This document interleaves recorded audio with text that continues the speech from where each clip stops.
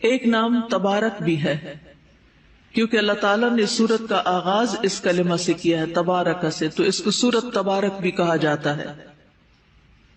اسی طرح تبارک الذی بیدہ الملک بھی اس کا نام ہے۔ نبی صلی اللہ علیہ وسلم نے سورت کا نام اس طریقے پر بھی لیا ہے، المانعہ، مانعہ، منع کرنے والی، روکنے والی۔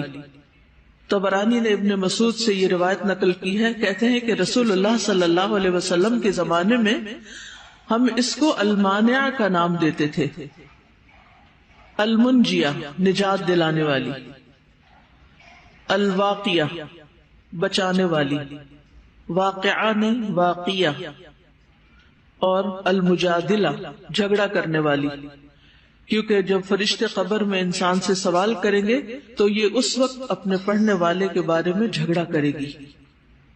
تو کتنے نام ہو گئے؟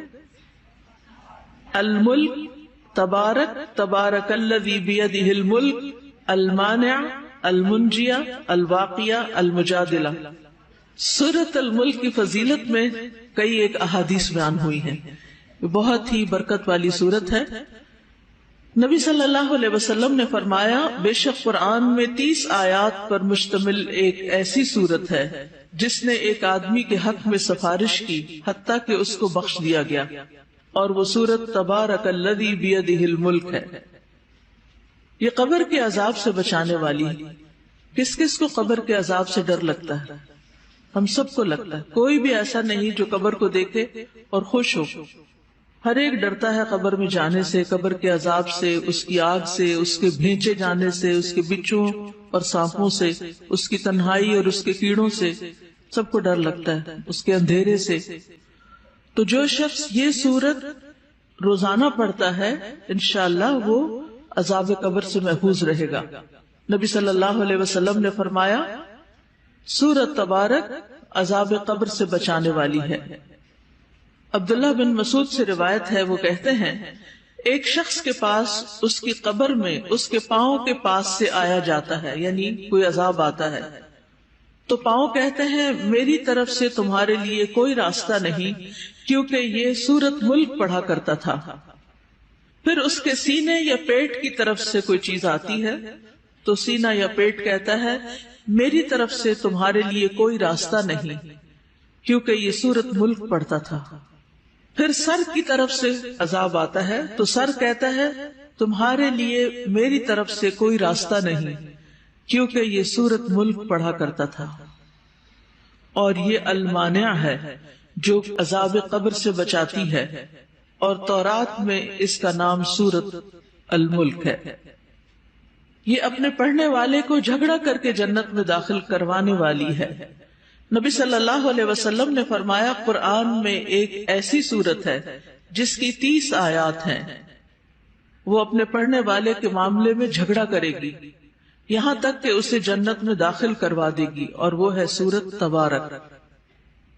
پھر اسی طرح اپنے پڑھنے والے کو آگ سے نکلوا کر جنت میں داخل کروانے والی سورت ہے۔ نبی صلی اللہ علیہ وسلم نے فرمایا، بے شک اللہ کی کتاب میں ایک ایسی سورت ہے جس کی صرف 30 آیات ہیں، وہ اپنے پڑھنے والے آدمی کے بارے میں سفارش کرے گی، پس اسے آگ سے نکالا جائے گا اور جنت میں داخل کر دیا جائے گا۔ قبر میں سفارش، قبر میں بچاؤ، جنت میں داخل کرانے کے لیے جھگڑا کرنے والی، اگر کوئی آگ میں چلا گیا اپنے اعمال کی بدولت تو وہاں بھی سفارش کرنے والی۔ اس کی تلاوت کرنا بہترین کاموں میں سے ایک کام ہے۔ عبداللہ بن مسعود رضی اللہ عنہ سے مروی ہے، وہ کہتے ہیں، اور بے شک یہ اللہ عز و جل کی کتاب کی ایسی صورت ہے کہ جس نے ایک رات میں اسے پڑھا اس نے بہت زیادہ پڑھا اور بہت اچھا کیا، یعنی بہت سا قرآن پڑھنے کے برابر۔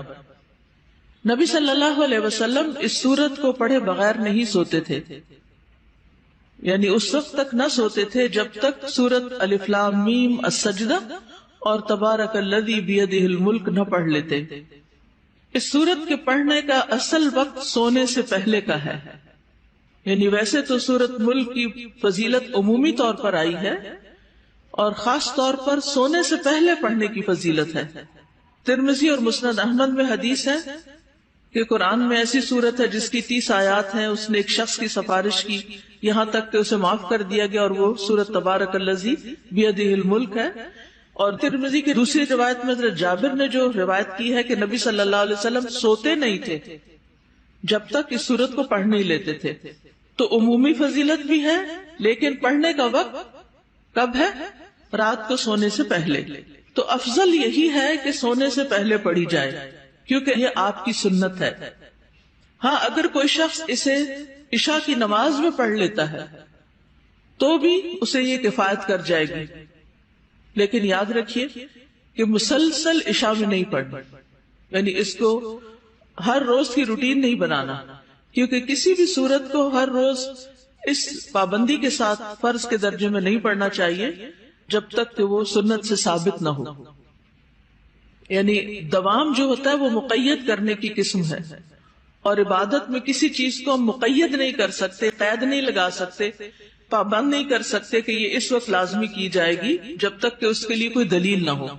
ٹھیک ہے، کبھی کبھار کر لیں، یا اگر روزانہ کرتے ہیں تو ایک آدھ دفعہ چھوڑ لیں۔ اصل میں ہوتا ہی ہے کہ عشاء کی نماز تک انسان اتنا تھک چکا ہوتا ہے کہ بعد میں سورت پڑھتے پڑھتے عموماً سو جاتا ہے، تو پھر یہ ہوتا ہے کہ اس کو وقت پر ہی پڑھ لیا جائے تو اچھا ہے۔ تو آپ دیکھیے کہ اس سورت کی فضیلت میں کتنی احادیث آ گئی ہیں، اور سب سے اچھی بات یہ کہ جن جن لوگوں کو عذاب قبر سے ڈر لگتا ہے وہ اس کی ضرور پابندی کریں۔ کس کس کو زبانی یاد ہے؟ ماشاءاللہ۔ اور جن کو یاد نہیں، اس سورت کی 30 آیات ہیں، اور ہر روز ایک آیت یاد کرنے سے رمضان کے مہینے میں پوری سورت یاد ہو جائے گی۔ ٹھیک ہے، الحمدللہ۔